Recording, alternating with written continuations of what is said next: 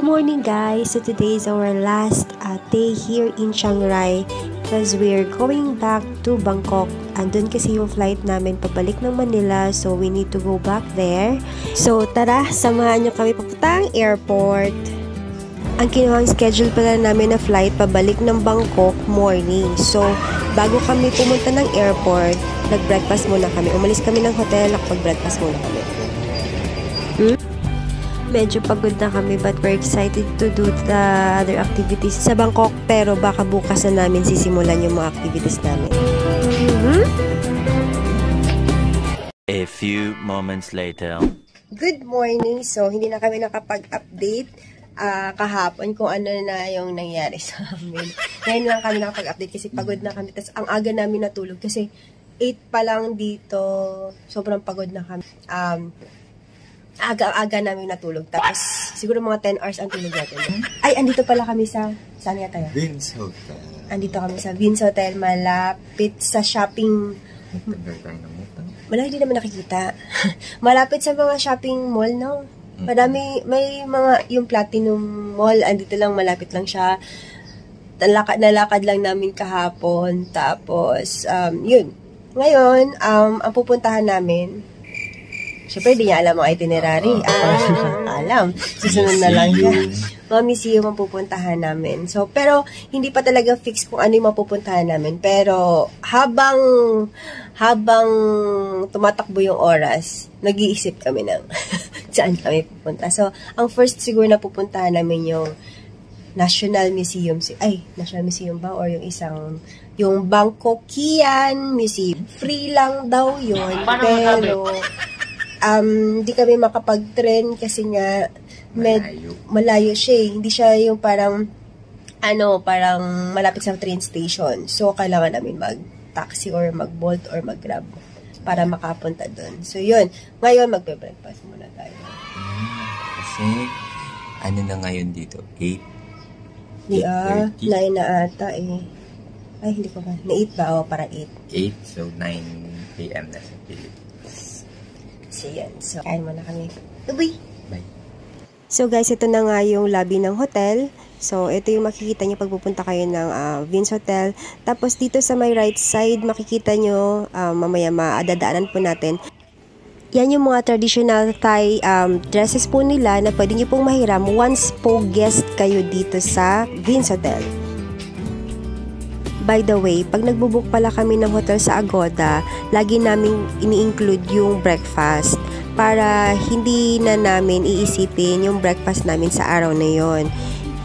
Pero isang option din na hindi nyo na lang din isabay yung breakfast sa pagbook ng hotel, lalo na yung pag once na ang stay nyo is pang matagalan. Kasi may mga hotel na nagsiserve ng breakfast, same breakfast every day. So, may possibility na masawa kayo sa food na siniserve na paulit-ulit sa isang hotel.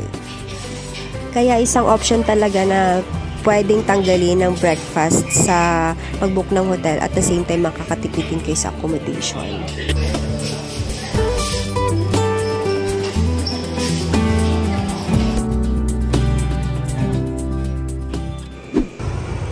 Andito na nga tayo sa unang museum na pupuntahan natin, yung Bangkokian Museum. Dito makikita natin kung ano yung itsura ng mga bahay nila before, ng mga upper middle class during early mid 20th century. Pagpasok nga natin dito sa property nila, may makikita tayong 3 restored houses. So, unahin natin itong yung bungad. Ito yung main house na itinayo year 1937.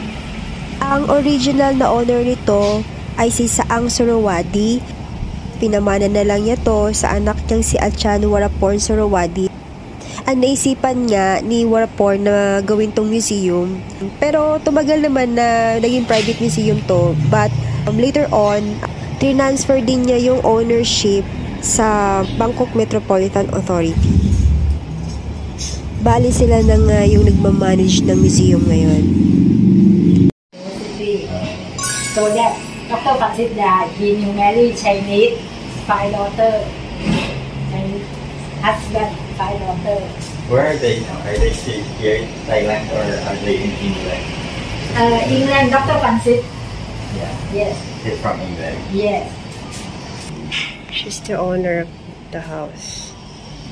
She died 5 years ago. Ito yung labas ng bahay ng first house. Parang medyo hawig talaga siya sa atin. Pero hindi siya yung bahay na bato natin. Yung mga ano na. Ang bahay na bato kasi natin, di ba may silong yun? Sila meron yung Pero mababa. mababa lang. So yung parang yung era na to ata is parang same era nung ginawa na yung mga chalet sa atin. Yung parang transition na from Spanish period papunta American period. So ganito na kasi nagkaroon na din sila ng porch. Tayo di ba meron din tayong porch sa harapan. So ganyan, mas mababa na yung silo. Parang ang silong niya same sa parang ano yung sa school, yung gabaldon. Yung mga gabaldon. Gabaldon. Kasi, Ang purpose naman kasi di ba nun is for ventilation din. Same din. kasi pre-event na nung Americans di ba sa atin. Sa taas na silo. So naglalagay tayo ng mga ano doon, ng mga hayop. Joke lang, kayo pala. So parang, di ba sinanitize nila tayo? Sinanitize tayo ng mga Americans. So parang, kaya binabaan nila yung silong natin. Tapos yung mga bintana din yung malalaki, no? Oo. Dito na kami sa loob. So ito yung bedroom daw to nung grandmother. So, ang interesting kasi tignan nyo, guys, meron silang kalyados din. And even yung yung patterns, very similar din dun sa atin. Di ba yung mga bahay na bato natin? Ganyan, meron kalyado para nakaka-pass through yung hangin for ventilation. Then, ito yung use ng clapboard sa walls. Ginagamit na natin siya. And even to, look, yung mga glass na ganito, yung tinatawag natin sampagita glass. So parang meron din sila, ginagamit nila for transom. The same sa atin. Ganun din diba yung purpose niya for transom. Very interesting. Medyo similar. Although yung layout ng bahay is different sa layout ng mga bahay na bato natin kasi sa kanila yung ground floor is used na for the living room, dining room, and then yung second floor mainly is private space na siya kasi andun na yung mga bedrooms. Sa atin diba kasi sa bahay na bato yung second floor yun yung parang main part ng bahay. Andun yung living room, andun yung dining, andun yung bedrooms, and sa baba basically is a carriageway or yung mga bodega. Also, tignan nyo, ang cute. Yung mosquito net. Di ba parang ganito din sa atin talaga? Yung sa bahay na to. Tignan nyo to. Ang interesting, di ba? Siguro parang ano siya? Walang explanation kung ano to, but siguro ginawa to nung lola nila for the kids. Ayan o, parang toys made out of fabric. Kaya sa taas?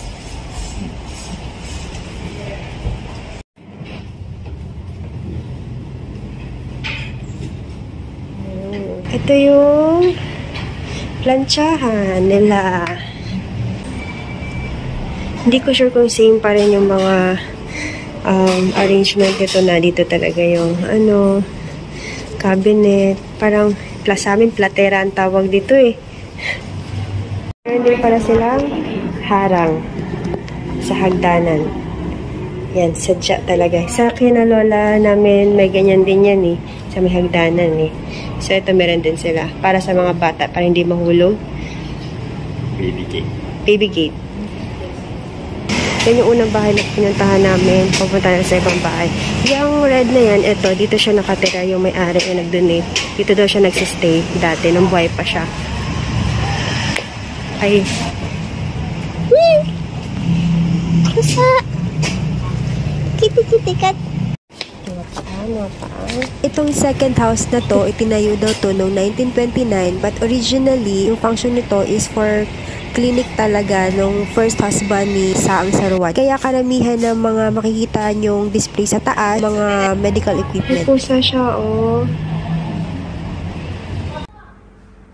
At ito naman yung sinasabi ko kanina, yung tinuro kong red house na dinaanan natin. Sa ground floor nito, makikita yung mga collections ng mga dati nilang gamit dito sa bahay. Sample na makikita dito is yung mga dating gamit sa kusina, yung mga lumang gamit sa kusina like kaldero.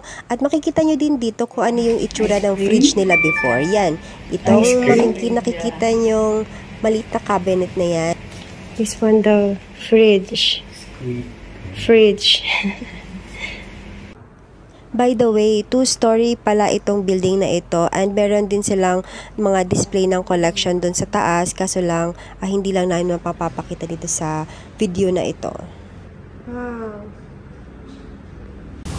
Hello, so ayan, tapos na kami dito sa Bangkok Yan Museum. And punta na kami dun sa next stop na? National Museum. National Museum. Bangkok. Bangkok. Yeah, sa Bangkok.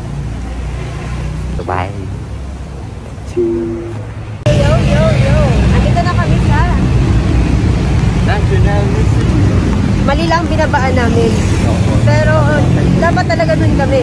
Ngayon, ang problema namin, hindi namin alam kung paano makatawid dun. Kasi highway to eh. So, di ko alam kung paano.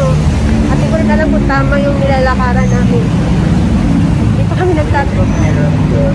Kanina meron ang tumawid. labahan. Pero, ito na yun eh. Yan na yun.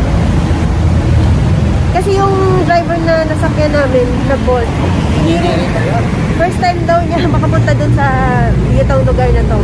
Kasi usually kasi pag nagbubok sa kanya, diba, pag tourist ka, the usual, Royal Palace, Kawsan Road, yung mga ganun, Wat Aron, sa mga area ng Chao Phraya River, Chao Phraya. Basically, ayaw ng mga tao mapunta ng museum. Oh, yan kasi dahil ito yung mga trip namin. Kasi ngayon, puro museum muna kami. Yun yung mga hindi namin napuntahan dati eh. So, yeah. Okay lang, part naman to nung experience. Part ng experience yung maligaw, maglakad. Yun. So, may energy pa naman kami, tsaka madami naman kaming kinaing breakfast. So, ano na, 1 na. Tututusin ko, hindi pa ako gutom ha. Ikaw, gutom ka na ba? Hindi. Mamaya, di ko alam kung saan tayo kakain. Yan, pwede kami tumawid by pedestrian. I think ito na yun. Kasi nagkaligaw-ligaw na kami ng mga building. Ito na yun. Yan. Feeling ko yan na yan.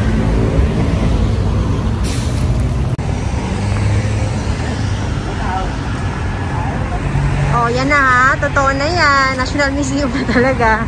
Oh. Tama naman yung pinuntahan namin. May alam ko may bayad kayo 200 baht. Let's go! By the way guys, meron palang entrance fee dito ha na 240 baht. Unlike sa Philippines na free at walang entrance fee sa mga National Museum natin kahit saang lugar ka sa Pilipinas. Oh, ayan na, may pa-promote.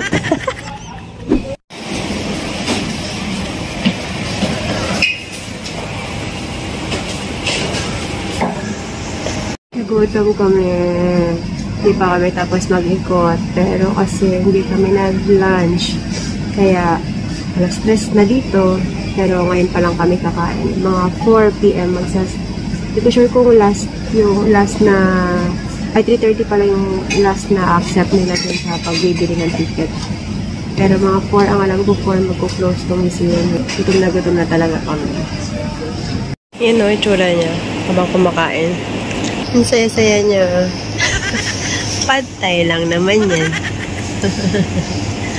In-order din naman niya yan dun sa atin. Ano mo ba gusto? Masarap ba? Hindi. Masarap hindi. Seafoods daw kasi. Sa akin, chicken teriyaki.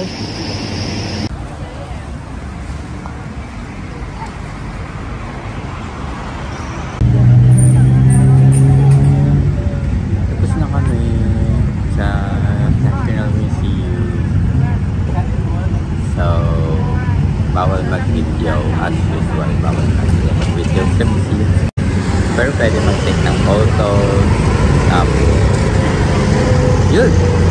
So, makikita nyo yung Thai architecture, makikita nyo yung parang, anong tawag, burial ceremony nila. Tapos, meron yung third nung from Siam, which is old Thailand, to Thailand. So, para makita nyo yung difference kung parang kingdom before, tapos yung parang nag-open na sila sa world, yung Thailand. So parang naging, yun nga, parang yung king nila parang nagpupunta na international travel, parang nag-travel na internationally. So yun makikita nyo. And merong canteen sa loob, which is So yun lang. Yun lang naman. Punta na ulit kami ng Pabalik. pabalik na kami sa hotel, pero dadaan muna kami sa bilihan ulit ng kung ano. So, yun lang. Bye-bye.